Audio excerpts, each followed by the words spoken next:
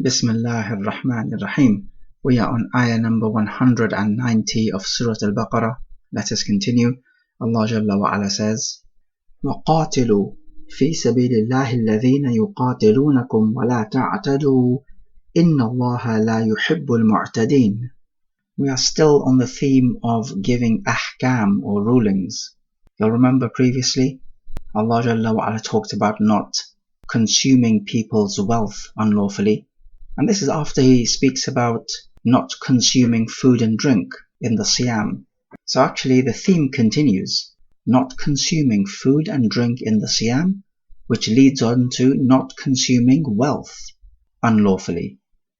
And then we talked about the Hilal and its purpose.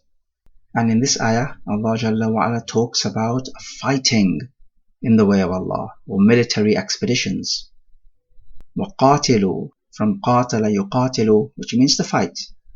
فِي سَبِيلِ اللَّهِ, in the way of Allah. In the way of Allah means to make the word of Allah the supreme and the highest. So it's either the word of Allah or the word of kufr which is going to be the highest. And ultimately, to make one word higher than the other, you may have to resort to fighting. It is not necessary that you resort to fighting, but you may have to, as a last resort. And wherever qital or jihad is used in the Quran, it is linked to fi sabilillah, in the way of Allah. So it is not in the way of just gaining political power or wealth, but rather the intention needs to be sound. الَّذِينَ يُقَاتِلُونَكُمْ, those who fight you. So in other words, you are not to fight those who do not fight you. As for in Surah Al-Baqarah, or Surah At-Tawbah as it's called, where Allah Jalla wa Ala says, فَقْتُلُوا الْمُشْرِكِينَ حَيْثُ وَجَدْتُمُوهُم, kill the mushrikeen wherever you find them. Then this is referring to killing the mushrikeen who fight you wherever you find them. This qaid, or this restriction, needs to be put in place. It is not the case that you kill any mushrik wherever you find them, even if they're not fighting you. The aim of al-jihad is not to shed blood. The aim is simply to make the word of Allah the highest, so that if the mushrik embraces Islam or pays the jizya, then there is simply no need to fight them, because if they embrace Islam or pay the jizya, then yes, you have made the word of Allah the highest. So what is the need of fighting and putting your life on the line unnecessarily? Similarly, in Surah Al-Baqarah or Surah At-Tawbah, Allah Jalla wa Ala says in ayah 36, وَقَاتِلُوا الْمُشْرِكِينَ كَافَّةً كَمَا يُقَاتِلُونَكُمْ كَافَّةً. Fight the mushrikeen collectively, just as they fight you collectively. So you see, you only fight the ones who are fighting you, not the ones who have surrendered. وَلَا تَعْتَدُوا, i'tada is to transgress or overstep the limit. So i'tada would be doing anything which the Sharia has prohibited. Such as what? Well, in the battle context, it would mean killing those who are not fighting you, and those who are not partaking in the battle in any way, in terms of physical fighting or even planning or aiding and helping. It would mean things like not mutilating a dead body. It would mean things like not stealing from the war booty. So you see, even in the deen of Islam, there are rules of engagement. There are certain things you are not allowed to do in a battle. إِنَّ اللَّهَ لَا يُحِبُّ الْمُعْتَدِينَ. That is clear enough. Okay, so what can we pick up from this ayah? Well, first of all, some background knowledge. Now, there are from the Mufassirin who say that this ayah was the first to be revealed, giving permission to the Muslims to fight the kuffar. Others say that the ayah in Surah Al-Hajj was the first ayah, أُذِنَ لِلَّذِينَ يُقَاتَلُونَ بِأَنَّهُمْ ظُلِمُوا. And Allah knows best, but it's just a minor point, it's nothing major. We can say, however, this is amongst the first of the ayat of fighting. As you will know, during the Makkah period, the Muslims were forbidden from fighting, and the reason for that ought to be obvious. They had no power, they would be no match for the mushrikeen. But in Medina, they had a proper army, an army that could match the mushrikeen. However, we realize that this fighting has a condition, which is fi sabilillah, to make the word of Allah the highest, not for nationalistic reasons or for political reasons or for wealth, which is what you find most of mankind fighting for these days.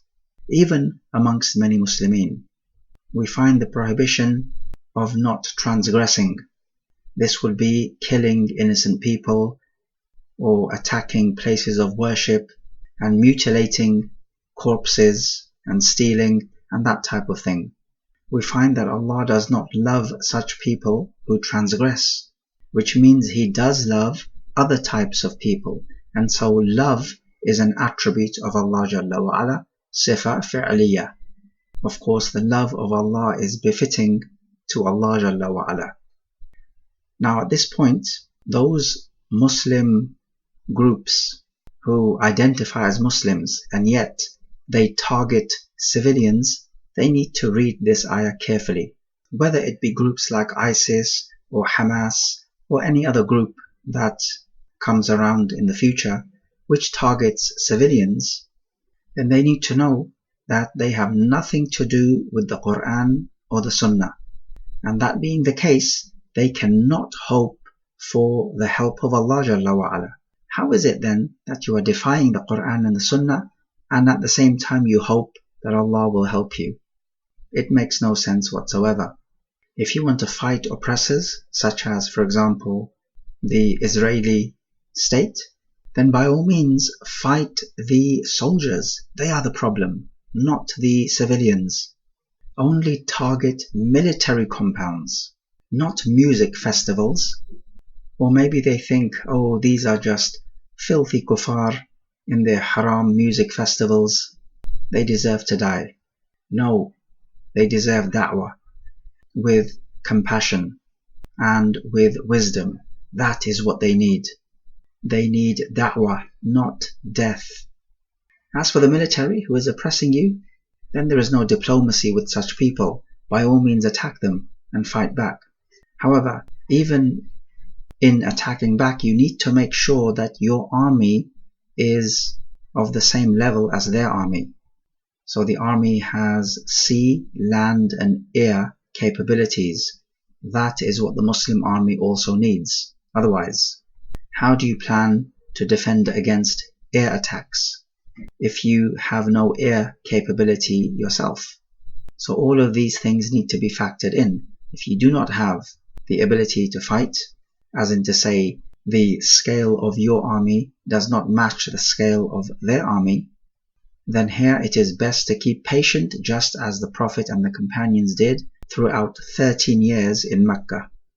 Just like the Muslimin in other places in the world, in China, in Myanmar, in Kashmir, and other such places, need to keep patient simply because they have no means of fighting back, and it is not like any other Muslim country is helping them. And of course that is a shame and a stain on those Muslim lands and their rulers. Fine, if you do not want to fight, nobody's saying you must fight, but then at least take these oppressed Muslims in as refugees. But you find they cannot even do that. And this will be written against them and they will be answerable to Allah Jalla wa Ala. Wallahu musta'an. However, it is important for us to note that whenever a Muslim commits an atrocity, such as targeting a non-combatant, then it is imperative upon us to call this action out, for the simple reason that we are required to make the truth plain and to enjoin the good and forbid the evil, because if we do not do so, then we would resemble the Jews and the Christians who hide knowledge and they do not enjoin the good and forbid the evil. Secondly, and more harrowingly, you will find other Muslims who imitate these atrocities because they've seen other fellow Muslims commit them. So it's a case of monkey see, monkey do. So then it is upon us who have knowledge to point out what is halal and what is haram, and that if we are to hope for the nasr of Allah, the help of Allah to victory, then it is upon us to adhere to the Quran and the Sunnah during times of ease and during times of hardship. Ayah 191. وَاقْتُلُوهُمْ حَيْثُ ثَقِفْتُمُوهُمْ وَأَخْرِجُوهُمْ مِنْ حَيْثُ أَخْرَجُوكُمْ وَالْفِتْنَةُ أَشَدُّ مِنَ الْقَتْلِ وَلَا تُقَاتِلُوهُمْ عِنْدَ الْمَسْجِدِ الْحَرَامِ حَتَّى يُقَاتِلُوكُمْ فِيهِ فَإِنْ قَاتَلُوكُمْ فَاقْتُلُوهُمْ كَذَلِكَ جَزَاءُ الْكَافِرِينَ. So it says, and kill them. So not fight them, but kill them. That's take their life. حَيْثُ ثَقِفْتُمُوهُمْ. So this means where you find them. And in that case, it would be the same as Surah At-Tawbah, Ayah 5. فَاقْتُلُوا الْمُشْرِكِينَ حَيْثُ وَجَدْتُمُوهُمْ. The root letters ثَقِفَ have this idea of doing something skillfully and having a mastery on something. So you could read it as kill them where you have dominance over them. وَأَخْرِجُوا, and drive them out from where they drove you out. Okay, so we know what the words mean, but what does it refer to? It refers to Makkah.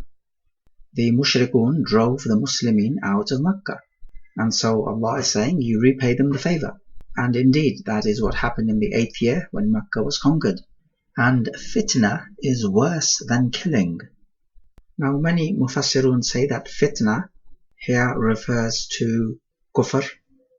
Some have said that it refers to when people divert others from the path of Allah. So that would then mean that diverting somebody from the path of Allah is worse than actually murdering them.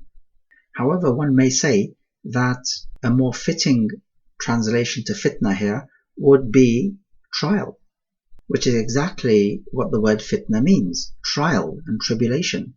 So this would be any type of trial and tribulation is worse than murder.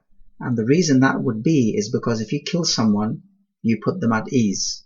Whereas if you put them under trial, for example, you drive them out of their homes, or you distract them, or you divert them from the path of Allah, and you entice them with sins and transgression and so on, then this is an ongoing struggle. Whereas if you kill them, that is not an ongoing struggle.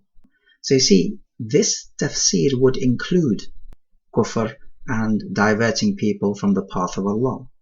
But it's broader. And he says, do not fight them around the Al-Masjid Al-Haram. This is referring to the Haram area, because it is sacred, unless they first fight you. And if they fight you, then kill them. Such is the recompense of the kafirin. So you see, he's saying, if they fight you, do not just merely fight them back, but actually make sure you properly end them. And this is because normally fighting in the Haram is haram. However, if they, meaning the enemies, break the sanctity of the Haram, then you can retaliate. What you are not allowed to do is to initiate any hostilities in the Haram. So note the difference between initiation and reaction. Former haram, latter halal. And this is in the Haram. Let's also take Ayah 192. فَإِنِ انْتَهَوْا فَإِنَّ اللَّهَ غَفُورٌ رَحِيمٌ. So intahu, to cease or to discontinue doing what they're doing. But again, what does this refer to? It means if they cease their kufr and embrace Islam, then Allah is Ghafurur Rahim. Meaning to say, Allah is forgiving and you too need to forgive them and overlook them. So what can we pick up from these two ayat? We pick up the obligation of fighting the kuffar to make the word of Allah the highest. But of course this is fighting those who fight you. Now it matters not whether this is defensive fighting, so that your land is invaded, or offensive fighting, that is to say you invade their land. Either way, you fight only those who are fighting you, and you do not transgress. You drive them out from where they drove you out. This ayah applies completely to the situation of Palestine, where the Muslimin were driven out of their homes. And then you find even Muslims talking about a two-state solution. This is nonsense. This ayah, as you can read, refutes the idea of two-state solution. this ayah says, drive them out from where they drove you out. There is no two-state solution. However, driving them out can only be done when you have a proper army that can match their army. And again, it's like we said, sea, land and air capabilities is what is needed in this current day and age. Otherwise, you are not going into a war, you're just simply committing suicide. We also find that if you defend yourself in the sacred area, in the haram, then this is not violating the sanctity of the haram area. The violation is when you initiate the aggression. We also find the justice of Allah Jalla wa Ala, that you repay people in the same coins. So you fight them where they fight you, you drive them out where they drove you out. We also find the mercy of Allah Jalla wa Ala in that He orders us not to fight those who embrace Islam. Now you might be thinking, well, is that not obvious? Well, imagine you're fighting a kafir, and during the fight he cuts off your hand or one of your limbs. And of course you would want revenge, and as you take to killing him, he utters the shahada. Well, you know what? You're going to have to swallow your anger and not kill him. Just picture the scenario and how difficult that would be for you. And we also have the authentic hadith to this effect as well in Sahih Muslim. We can also pick up from this ayah the two names of Allah, Ghafoor and Rahim. We have spoken about that before. Ayah 193. وَقَاتِلُوهُمْ حَتَّى لَا تَكُونَ فِتْنَةٌ وَيَكُونَ الدِّينُ لِلَّهِ فَإِنِ انْتَهَوْا فَلَا عُدْوَانَ إِلَّا عَلَى الظَّالِمِينَ. So here he tells us to fight them until there is no fitna. And they say that fitna refers to diverting people from the path of Allah. And some say it refers to shirk. And that the deen is for Allah alone. So in this ayah, Allah Jalla wa Ala is telling the Muslimin to fight all of the mushrikeen so that the deen of Allah becomes the uppermost in the Jazira, in the Arabian Peninsula. So this refers not just to defensive fighting, but offensive fighting as well. فَإِنِ انْتَهَوْا, we spoke about this, if they refrain from their kufr, فَلَا عُدْوَانَ, then there is no transgression إِلَّا عَلَى الظَّالِمِينَ, except on the wrongdoers. So udwan is transgression, but hang on, there should be no transgression against anybody, whether he is a zalim or not. So here udwan means punishment or fighting. There is no punishment or no fighting except against those who do wrong. And doing wrong is all types of doing wrong. So it is general, be it kufr or other than that. So udwan does not have to be understood in a negative sense. It could be understood in the sense of justice, in the sense of punishing people, similar to how Allah says, فَمَنِ اعْتَدَى عَلَيْكُمْ فَاعْتَدُوا عَلَيْهِ بِمِثْلِ مَا اعْتَدَى عَلَيْكُمْ. Whoever transgresses against you, then transgress against them likewise. But the point is, you are not transgressing, you are simply taking revenge. But Allah uses the word i'tida to mean revenge. Because if He uses the same word, it creates linguistic symmetry. And symmetry is always seen as beautiful. So reflecting on this ayah, we take that fighting in the way of Allah is so that the deen becomes for Allah alone in the land. And this is nothing controversial. Even the kuffar will go out to fight so that their way of life could become dominant and that their language is spoken in that land. And we have countless examples of the kuffar occupying and colonizing other lands. But the Muslims have most right to do this. We may take that we are not to fight or harm any mushrik who either embraces Islam or who will surrender and not fight us and pay the jizya.